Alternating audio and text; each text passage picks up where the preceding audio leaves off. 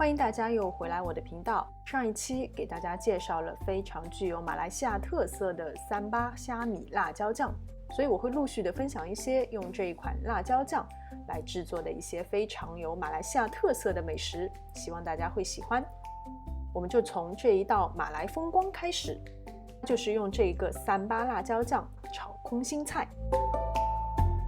这里是80克的虾仁，用1小勺的玉米淀粉、一点点的盐和1小勺的料酒先腌制一下。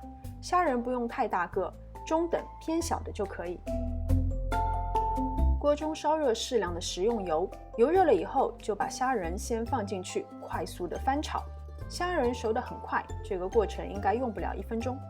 炒熟了以后，先把虾仁盛出，放在一边备用。就用刚刚炒虾仁的油爆香一些蒜蓉，然后加入适量的这个3巴辣椒酱。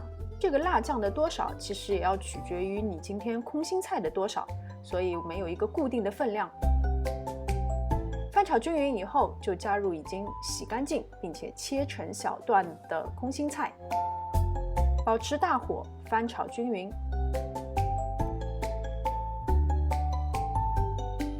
可以视情况加入少许的清水，我是加了大概2大勺的样子吧。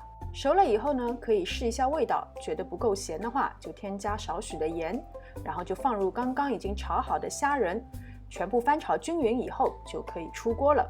就是这么简单，一道非常有马来西亚特色的马来风光就做好了。